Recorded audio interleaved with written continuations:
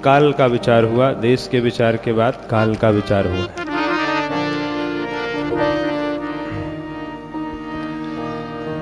सतयुग में जब हम कोई दान पुण्य करते थे तो उसका पूरा फल हमको प्राप्त होता था। आपने अगर 100 रुपए दान किया है, उसका पूरा फल आपको मिलता था सतयुग में।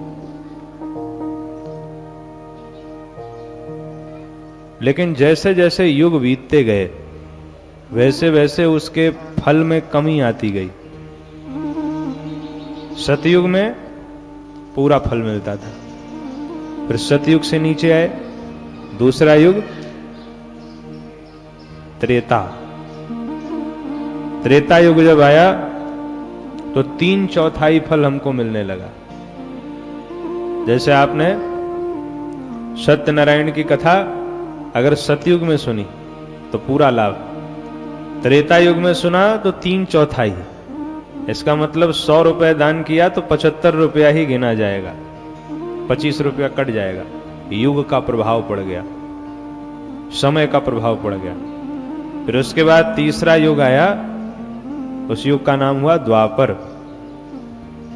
और शिव पुराण में लिखा है कि द्वापर में सत्कर्म करने का केवल आधा फल प्राप्त होता है। आधा फल प्राप्त हुआ, इसका मतलब आपने 100 रुपए का दान किया तो माना 50 रुपए का जाएगा।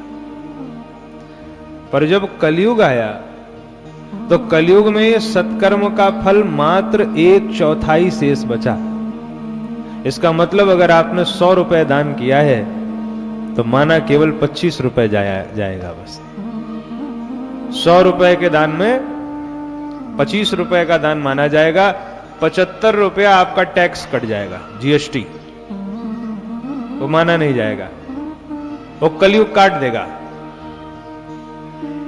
ये व्यवस्था है। सतयुग में 100 रुपए दान किया तो 100 रुपए का फल, त्रेता युग में 100 रुपए दान किया तो फल घट के 3/4 हो गया, 75 रुपए आपको मिला। द्वापर में फल आधा हो गया, 100 रुपए दान किए 50 रुपए का फल मिला, पुण्य मिला।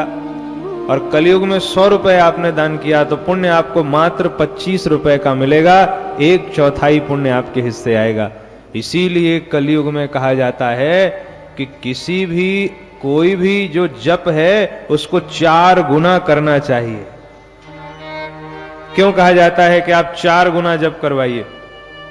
4 गुना जब आप जप करेंगे तब आपको उस अनुष्ठान का पूरा पूरा फल प्राप्त होगा।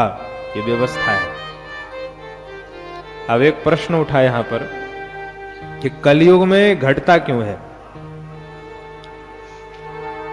बोले इसलिए घट जाता है कि कलयुग में हमारे श्रद्धा और विश्वास में भी कमी आ गई। सतयुग में श्रद्धा विश्वास 100% था, इसलिए लाभ भी 100% मिलता था। त्रेता युग में हमारा श्रद्धा और हमारा विश्वास घटकर 75% रह गया, इसलिए लाभ भी उतना ही मिलने लगा। द्वापर में हमारा श्रद्धा विश्वास घट करके आधा हो गया तो लाभ भी आधा मिलने लगा। और कलयुग में हमारा श्रद्धा विश्वास मात्र 1/4 रह गया, इसलिए लाभ भी 1/4 ही मिलता है। इसीलिए कलयुग में कोई भी जो अनुष्ठान है उसको जो है 4 गुना कर देना चाहिए।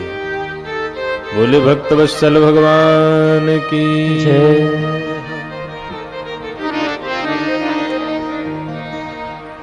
कब सत्कर्म करने पर सबसे ज्यादा पुण्य की प्राप्ति होती है? बड़ा सुंदर इसका निरूपण किया है।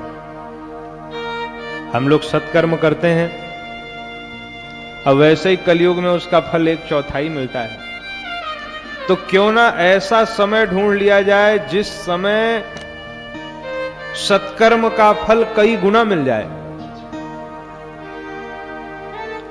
आप हमारी बात को समझ रहे हैं? नित्य नैमित्तिक जो सत्कर्म है उसका तो 1/4 फल ही आपको मिलेगा। इसलिए ऐसा कोई समय ढूंढ लिया जाए कि जब सत्कर्म का जो पुण्य है वह 10 गुणे ज्यादा मिले। वह कौन सा दिन है जब सत्कर्म का पुण्य कई गुना मिलता है? इसका वर्णन करते हुए सूत जी कहते हैं शिव पुराण में कि सूर्य संक्रांति के दिन अगर सत्कर्म किया जाए, जिस दिन सूर्य संक्रांति होती है, तो सामान्य दिनों की अपेक्षा 10 गुणे ज्यादा पुण्य की प्राप्ति होती है। सामान्य दिनों की अपेक्षा, जैसे सामान्य दिनों में आपने 100 रुपए का पुण्य किया तो मिला कितना? 25 रुपए का, 1/4 मिला। पर सूर्य संक्रांति वाले दिन अगर आप सत्कर्म करेंगे तो 25 गुणे 10 गुना पुण्य आपका बढ़ जाएगा। अगर सूर्य संक्रांति वाले दिन हम कोई सत्कर्म करें तब। उससे भी 10 गुना ज्यादा पुण्य कब मिलता है? कहा विषुव में। विषुव क्या है? जब भगवान सूर्य विषुव रेखा पर जाते हैं। भगवान सूर्य विषुव रेखा पर कब जाते हैं? चैत्र नवमी के दिन या आश्विन नवमी के दिन। समझ रहे हैं? चैत्र नवमी, हाँ, या आश्विन की नवमी। इस दिन भगवान सूर्य विषुव रेखा पर जाते हैं और इस दिन अगर कोई सत्कर्म किया जाता है तो उसका पुण्य सूर्य संक्रांति से भी 10 गुणे ज्यादा हमको प्राप्त होता है। तो सूर्य संक्रांति वाले दिन सत्कर्म 10 गुना मिलता है, और जब भगवान सूर्य विषुव रेखा पर जाते हैं चैत्र नवमी या आश्विन नवमी को, उस दिन सूर्य संक्रांति की अपेक्षा भी 10 गुना ज्यादा पुण्य की प्राप्ति होती है। और जब भगवान सूर्य दक्षिणायन की ओर जाते हैं, उस दिन अगर कोई सत्कर्म किया जाए, जिसको कर्क संक्रांति कहते हैं ज्योतिष में, तो उस दिन विषुव की अपेक्षा भी 10 गुना ज्यादा पुण्य की प्राप्ति होती है। अच्छा, जिस दिन चंद्र ग्रहण लगा हो, चंद्र ग्रहण वाले दिन अगर सत्कर्म किया जाए तो उस दिन कर्क संक्रांति की अपेक्षा भी 10 गुना ज्यादा पुण्य की प्राप्ति होती है। और कहा चंद्र ग्रहण से भी 10 गुना ज्यादा पुण्य की प्राप्ति होती है। कब? बोले अगर सूर्य ग्रहण वाले दिन कोई सत्कर्म किया जाए।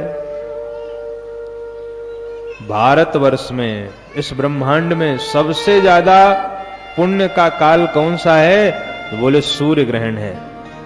सूर्य ग्रहण वाले दिन जो सत्कर्म किया जाता है उसका सबसे ज्यादा फल हमें प्राप्त होता है, हजारों गुना ज्यादा पुण्य। इसीलिए जब सूर्य ग्रहण लगे, हमारे यहां तो ऐसा कहते हैं कि जिस दिन सूर्य ग्रहण होता है उस दिन सामान्य नदी भी गंगा हो जाती है। सूर्य ग्रहण वाले दिन सामान्य से सामान्य नदी वो गंगा के तुल्य हो जाती है, और नामधारी ब्राह्मण भी सूर्य ग्रहण वाले दिन वो भगवान वेद व्यास के समतुल्य हो जाता है, ऐसा कहते हैं। जो नाम मात्र का ब्राह्मण है वह भी सूर्य ग्रहण वाले दिन चलता फिरता वेद व्यास बन जाता है, और सामान्य से सामान्य नदी भी गंगा के सदृश हो जाती है। इसलिए सूर्य ग्रहण वाले दिन सबको सत्कर्म अवश्य करना चाहिए, क्योंकि इस पृथ्वी लोक में सबसे ज्यादा पुण्य का काल कौन सा है? कहा सूर्य ग्रहण। चंद्र ग्रहण के अपेक्षा भी 10 गुना ज्यादा पुण्य की प्राप्ति होती है सूर्य ग्रहण में। अब लेकिन बड़ी सुंदर बात यहां पर कह रहे हैं कि सूर्य ग्रहण से भी करोड़ों गुना ज्यादा पुण्य की प्राप्ति होती है। वो क्षण कौन सा है भाई? जब सूर्य ग्रहण से भी करोड़ों गुना ज्यादा पुण्य मिल जाता है। तो सूत जी महाराज कहते हैं, महताम संग कालश्च कोट्यर्क ग्रहणम विदुः। अगर संतों का संग हो जाए तो संतों का संग करोड़ों सूर्य ग्रहण से भी बढ़कर के पुण्य देने वाला माना गया है। कितनी सुंदर बात यहां पर सूत जी महाराज शिव पुराण में कह रहे हैं। सामान्य दिनों की अपेक्षा सूर्य संक्रांति वाले दिन सत्कर्म किया जाए 10 गुना ज्यादा पुण्य। सूर्य संक्रांति की अपेक्षा भी जब भगवान सूर्य विषुव रेखा पर होते हैं, चैत्र नवमी या अश्विन नवमी को, उस दिन सत्कर्म किया जाए तो उससे भी 10 गुना ज्यादा पुण्य। कर्क संक्रांति वाले दिन सत्कर्म किया जाए तो विषुव से भी 10 गुना ज्यादा पुण्य। चंद्र ग्रहण वाले दिन सत्कर्म किया जाए तो कर्क संक्रांति से भी 10 गुने ज्यादा पुण्य, और सूर्य ग्रहण वाले दिन सत्कर्म किया जाए तो चंद्र ग्रहण से भी 10 गुने ज्यादा पुण्य। लेकिन एक ऐसा क्षण है जो सूर्य ग्रहण से भी अनंत गुना फल देने वाला है, और वह क्या है? का वह है संतों का संग। माताम संग कालश्च कोट्यर्क ग्रहणम विदुः। संत जीवन में अगर आ जाए फिर तो बसंत आ जाती है। इसलिए जिस क्षण आपके जीवन में संत आए उस क्षण का सम्मान करिए और संतों का खूब आदर करना चाहिए। बोल भक्तवत्सल भगवान की।